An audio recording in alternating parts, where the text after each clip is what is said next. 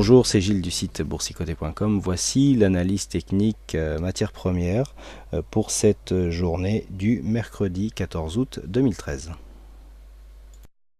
Nous commençons cette analyse par l'or qui nous offre une configuration assez intéressante puisqu'à suite à ce mouvement haussier et donc l'ouverture de ce gap visible en UT4 heures, l'or donc est venu tester cette zone de résistance à 1342,80 avant de revenir ici combler le gap, marquer un contact avec cette moyenne mobile 20 exponentielle et reprendre ici une dynamique haussière.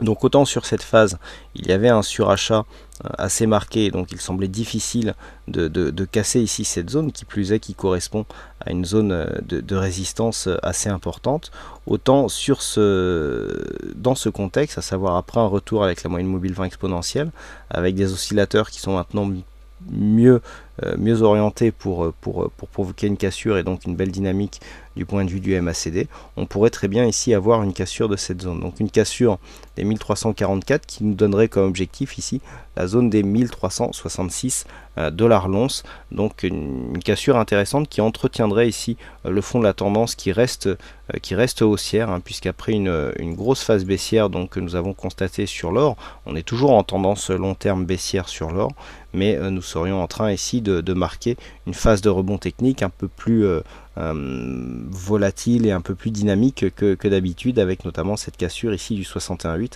puisque suite à cette phase de baisse, eh bien, la consolidation a provoqué une cassure de cette zone. Donc attention, une cassure ici de cette zone pourrait provoquer, donc comme je vous l'ai indiqué, un retour vers les 1366, voire 1400 $ l'once, donc à suivre, hein, sur cette phase qui peut nous donner des signaux assez intéressants.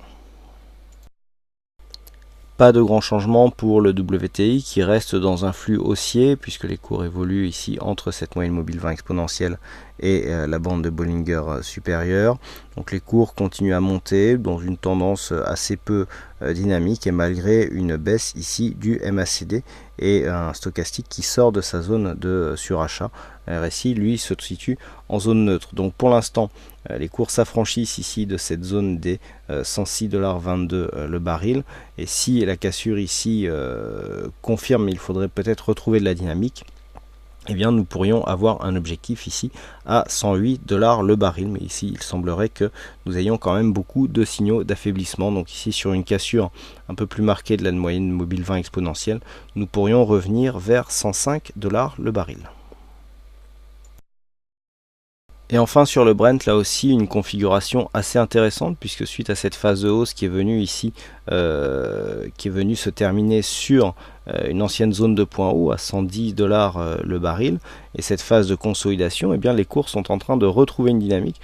Nous avons déjà eu une cassure de cette zone de point haut, et lorsque nous connaissons ici